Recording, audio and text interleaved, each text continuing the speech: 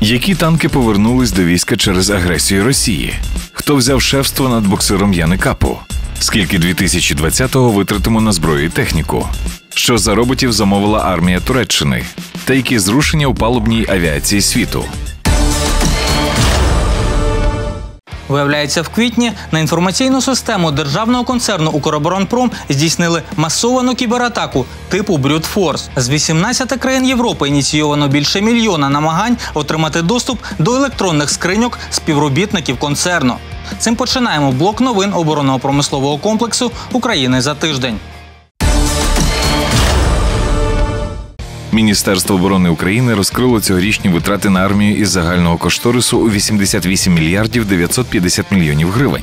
Зокрема, на закупівлю озброєння та військової техніки, оснащення та обладнання витратять 22,7 мільярда гривень. Утримання та експлуатація наявних матеріальних засобів коштуватиме більше 1 мільярда 324 мільйонів.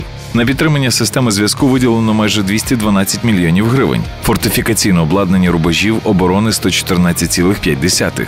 А експлуатація гідротехнічних споруд та аеродромів стане у більш ніж 87 мільйонів гривень. До речі, цього тижня посольство США передало Збройним силам України приладів нічного бачення, тепловізорів, рацій та медичного обладнання на 25 мільйонів доларів. Верховна Рада повернула на доопрацювання законопроєкт номер 2398-д про оборонні закупівлі. За це проголосувало 236 народних депутатів після того, як на другому читанні він набрав лише 220 голосів. Нагадаємо, у першому читанні законопроєкт ухвалили торік 5 грудня.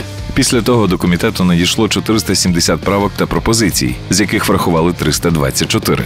Проєкт закону має змінити механізм ціноутворення та перевірки якості оборонної продукції, відносин замовника із виробником та доступу іноземних постачальників. В ньому пропонується впровадження 3-річного плану закупівель і критерію життєвий цикл для озброєння військової та спеціальної техніки.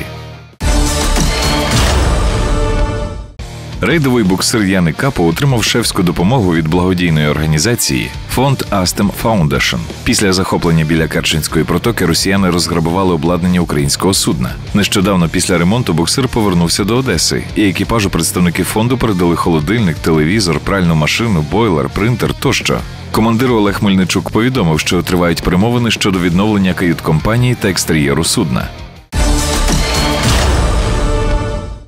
У вербувальному центрі військово-морських сил обирають кандидатів з-поміж військовослужбовців та військовозобов'язаних запасу на посади у екіпажах катерів «Айленд», які ближчим часом США мають передати Україні. Перевагу матимуть армійці віком до 35 років зі знанням англійської мови. У подальшому вони пройдуть курси в Одеській морській академії та американському Балтиморі. До речі, до авіаційного загону Національної поліції України відкрито набір фахівців із понад 15 спеціальностей. Миколаївський бронетанковий завод передав партію з 5 машин БРДМ-2Л1 окремому президентському полку. Броньовики отримали покращені тактико-технічні характеристики вже в межах державного оборонного замовлення 2020 року. Вони призначені для ведення розвідки, супроводження конвоїв та інтеграції спеціального озброєння, як, наприклад, протитанкових комплексів «Конкурс» та «Амулет». До речі, з початку року бронетанкові підприємства «Укроборонпрому» передали армії 300 одиниць техніки. Україна ліквідувала 3 мільйони протипіхотних мін ПФМ-1 та ПФМ-1С в рамках зобов'язань, передбачених 4 статтею Оттавської конвенції. Про це під час онлайн-засідання форуму безпекового співробітництва ОБСЄ сказав заступник міністра оборони України з питань європейської інтеграції Анатолій Петренко. Про перший мільйон ми відзвітували у листопаді 2016-го, а про другий 2 роки тому у вересні. Процес утилізації за фінансової підтримки НАТО, ЄС та інших організацій і країн триває. За період незалежності України радянські танки нашої армії зазнали несподіваних змін. Особливо активними вони стали від початку агресії Росії в 2014 році. По-перше, досвід реальних бойових дій породив нові модифікації. По-друге, деякі моделі довелося ввести до лав зі складів зберігання. Докладніше про це у моєму топ-5 танків України.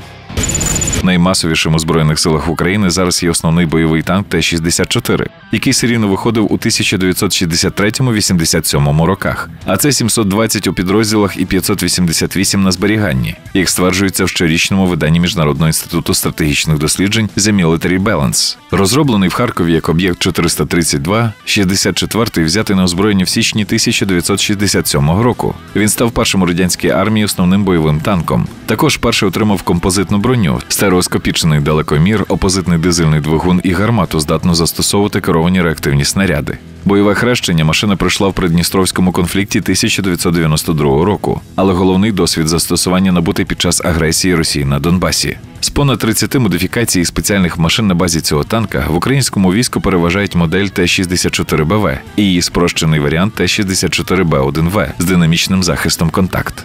Такі ж моделі в 2014 році надійшли і в перший батальйон новоствореної Національної гвардії України. До того ж, з досвіду антитерористичної операції була створена версія Т-64БВ зразка 2017 року, яка має покращений нічний приціл ТПН-1ТПВ, прилад супутникової навігації СН-4215, радіостанції з радіусом до 70 км і додаткові блоки динамічного захисту замість ліхтаря вежі.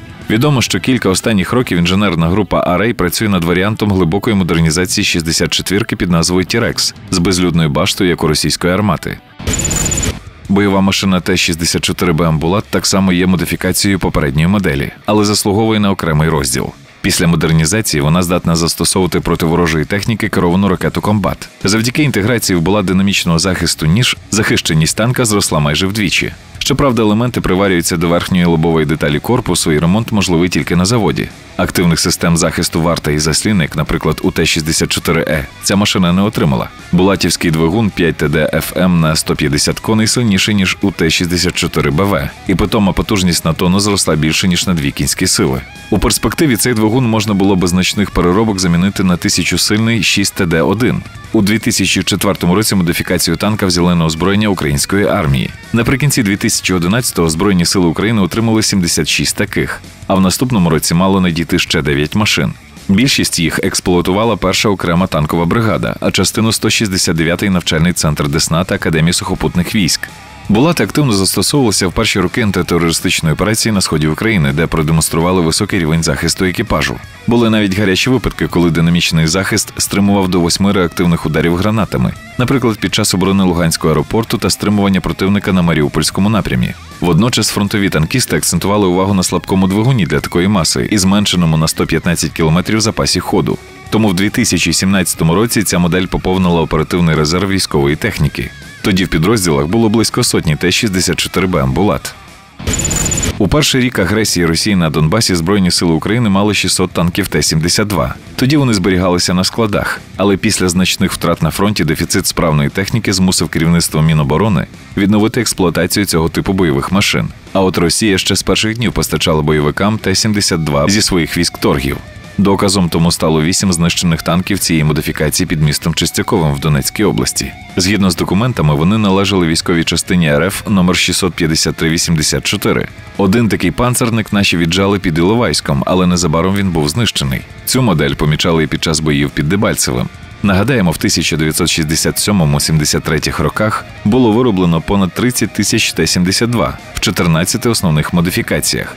За даними видання The Military Balance, у 2018 році Збройні сили України мали 530 таких. А це версії Т-72А, Т-72АВ, Т-72Б1, а також Т-72АМТ. До рівня останньої в нашій армії хочуть довести усі наявні 72-ки. Це варіант від Київського бронетанкового заводу, який обладнаний приладами нічного бачення 3-го покоління, нічним прицілом 1К-13 з можливістю ведення вогню керованою ракетою «Комбат», комплексом динамічного захисту «Щит-72», радіостанцією «Аселсан», навігаційною системою СН-3003, «Базальт» та іншими опціями.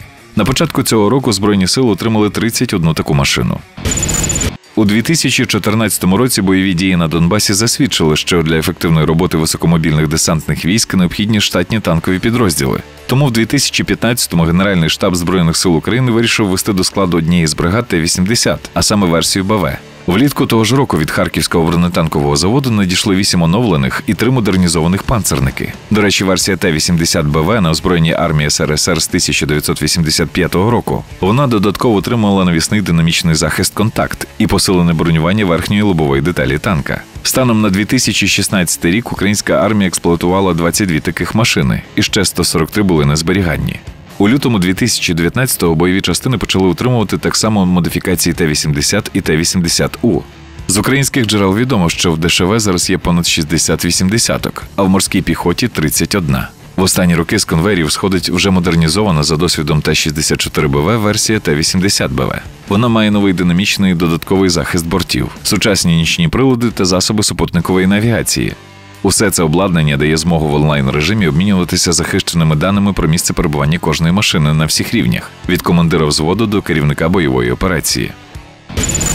На відміну від всіх попередніх зразків, бойову машинооплот на базі Т-84 Харківське конструкторське бюро з машинобудування створило всього за 3 місяці. Після цього в 2009 році танк надійшов на озброєння української армії. Його дебют відбувся тоді ж на параді до Дня Незалежності України. Після з'явилася інформація про підписання контракту на виробництво 10 таких танків вартістю 29,5 мільйонів гривень кожен. Зразок отримав комбінований панорамний приціл і приціл із лазерним далекоміром, динамічний захист дуплет, нові засоби зв'язку та керування, 1200-сильний двигун 6ТД-2Е і багато інших опцій, які вивели його в список кращих на планеті. Світ побачив оплот під час міжнародної виставки озброєнь IDEX 2011 в Абу-Дабі. Тоді ж був підписаний контракт із Таїландом щодо постачання партії 49 танків у версії оплот М вартістю $240 мільйонів. Серійне виробництво моделі почалося через 2 роки, а виконання договору тягнулося до 2018-го. Усе через війну на Донбасі та інші хронічні хвороби нашої оборонки. Також повідомлялось про закупівлю Пакистаном і США по одному зразку для вивчення. У 2018 році почалася модернізація танка «Оплот», зважаючи на досвід ведення бойових дій на сході України. Наступного року вже Т-80УД почали модернізувати до рівня Т-84У «Оплот». У Польщі під час навчань «Великий птах» зіштовхнувся з протитанковою ракетою і спричинив вибух. Інцидент був записаний через тепловізор під час стрільб американського БМП М2А2 «Бредлі». ПТРК BGM-71 TOW мав влучити у списаний Т-55 на відстані 1,5 кілометра. Таким трагікурйозом починаємо блок зброярських новин світу. Американський виробник військово-тактичного взуття Макрей оновив свій чобіт Terrasult, який отримав назву T2 Ultra Light Combat Boot. До нової колекції війшли 4 моделі, різні за кольором, з мембраною Gore-Tex або без неї, та з можливістю сталевого захисту носка. Окрім шкіри, взуття виготовляють із нейлону марки Cordura і різних видів поліуретану тощо. Чобіт у кольорі койот коштує $175, а в чорному та із захистом носка на $5 дорожчі. Під час параду в Мінську Держвійськпром Білорусі продемонстрував гранатометний комплекс «Сапфір». Він здатний знищувати бронетехніку, інженерні споруди та живу силу ворога на максимальній дальності 1000 метрів. Постріл калібру 61 мм має ефективну дальність стрільби 450 метрів та пробиває гомогенну сталеву броню завтовшки не менше 300 мм. 4,2-кілограмовий комплекс «Сапфір» має транспортно-пусковий контейнер з бойовою частиною, прилад керування вогнем і прицільно-пусковий пристрій. BAE Systems підписала з компанією Kongsberg контракт на постачання близько 150 бойових модулів для оснащення перспективних бронетранспортерів ACV з колісною формулою 8х8. Машини для морської піхоти США оснастять модулями MCT-30. Гармата XM813 Bushmaster МК-44 тут спарена 7,62 мм кулеметом і має боєкомплект зі 150 снарядів. Розробник на першому етапі створить 4 версії БТРів ACV, і перший дослідний зразок буде вже на початку наступного року.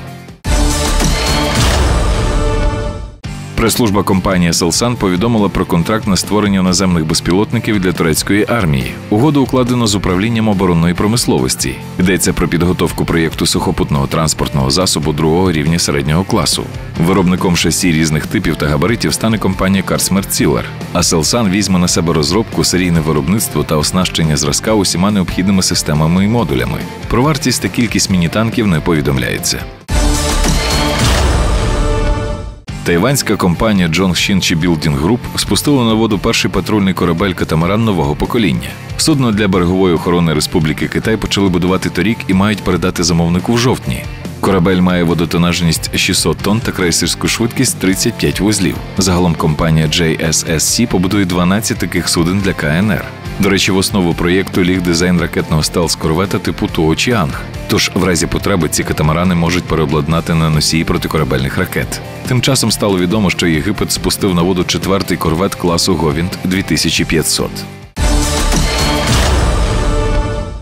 Фрегат ВМС Ірану «Джамаран» випадково влучив протикорабельною ракетою у дружній ракетний катер «Конрак», який не встиг відійти від морської мішені на безпечну дистанцію.